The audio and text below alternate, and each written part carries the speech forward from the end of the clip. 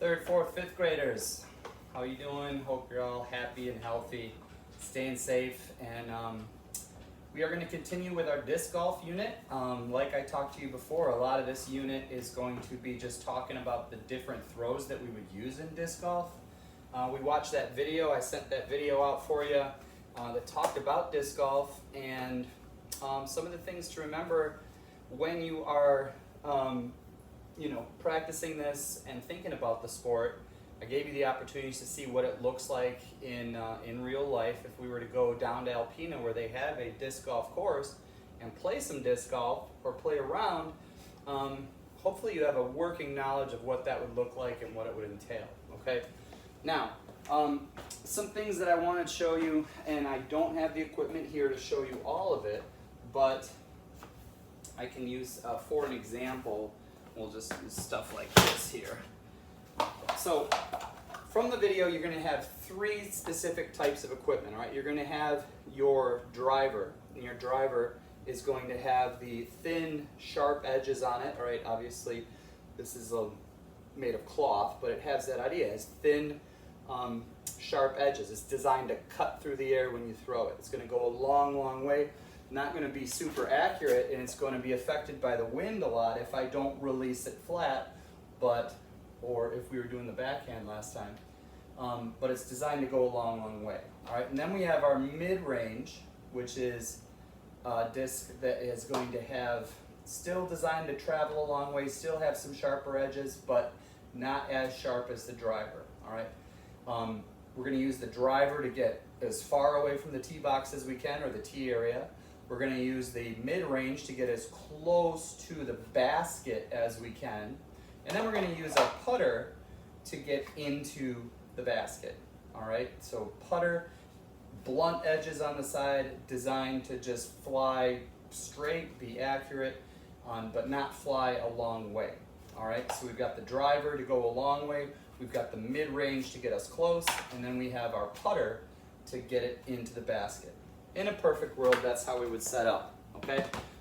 This is a target sport. It's in that category of target sports like your shooting or your archery or darts, golf, regular golf, something like that.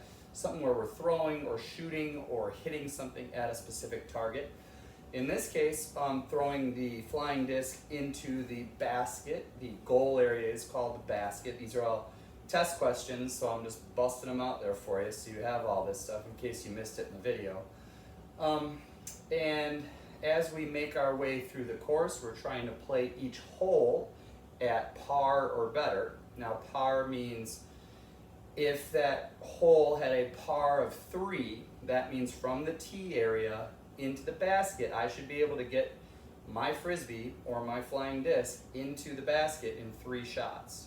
All right, when they set up that golf hole, that's what they determined was the correct amount to get it in there.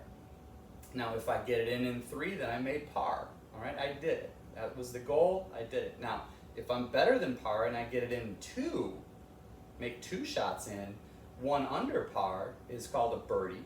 2 under par would be an eagle. And if it was a par 3 and I got it in 2 under par, that means I made it in there in 1 shot, which is also called a hole-in-one, which is also called an ace. Test question. So anyway, last week we talked about the basic throw, the throw that we're all used to throwing, and that is our backhand throw, where we had thumb on top, finger on the side, 3 on the bottom, shoulder over knees over toes, and we turn same side shoulder face our target. We bring the frisbee back behind us. We twist up and get our weight back. We untwist, snap our wrist, and follow through to get the disc flying out toward our target. Okay, and that's what you were practicing. That was what you're supposed to do. Now, some of these golf holes are set up where this is not my best throw. All right, I could have trees or something like that all the way down the right side, and if I'm starting this frisbee off on the right side of the hole on purpose, I'm not exactly setting myself up for success. So in this case, I use the next throw that we're going to learn, and that's called the forehand throw. So the forehand throw, just thinking about when we talked about that tennis, all right, leading into my throw with my front of my hand facing forward, all these F words, front of the hand, forward, forehand, all right? Back of the hand, backhand, coming, back to front.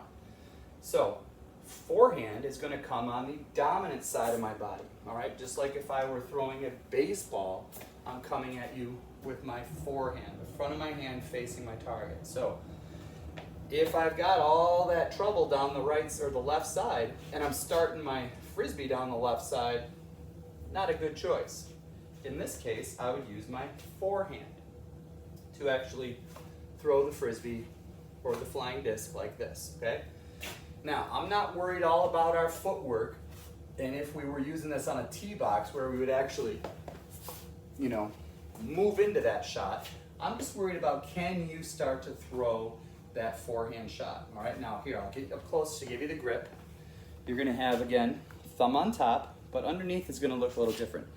My frisbee was outside in the dirt, so I'm gonna have my middle finger right here, and that is going to be straight out, okay? So that's the one pressing on the lip or the inside edge of the frisbee. So middle finger straight out, and index finger is going to be bent at 90 degrees. So underneath it looks like that, okay?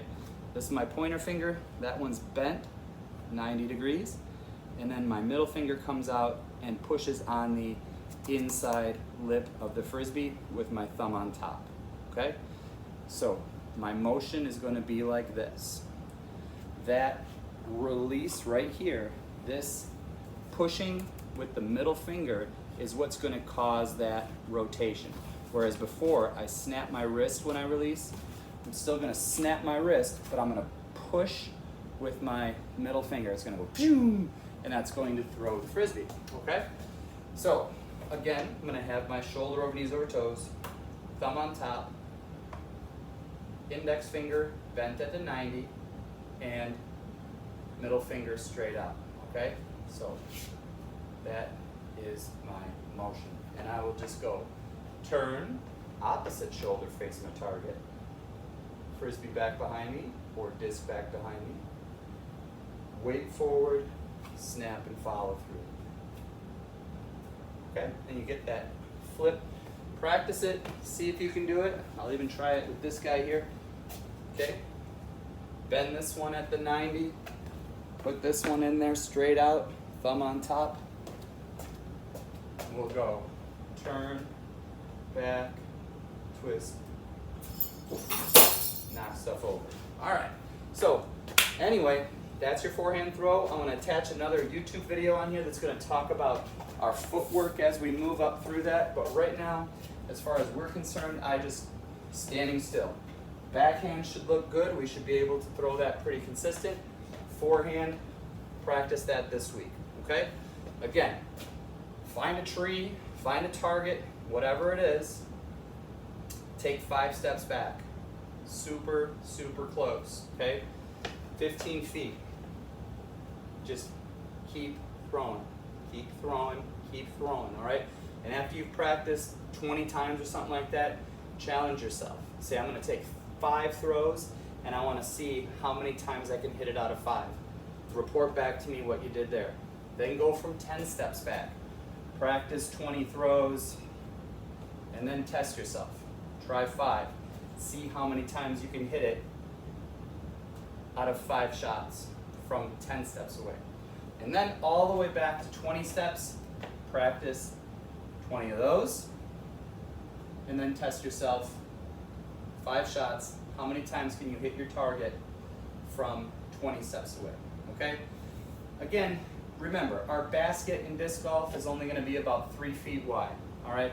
So if you're saying, I hit my back of my garage from 20 steps away, all right, that's great, I'm glad you did, but if we're thinking about disc golf and something that's only this wide, and you're hitting the back of a 30-foot garage, you can probably narrow it down, all right? In class, we're talking about aim small, miss small, all right? So instead of aiming for the whole garage, I'm aiming for the little paper plate that I stuck in the wood with a paper, with a tack or something like that.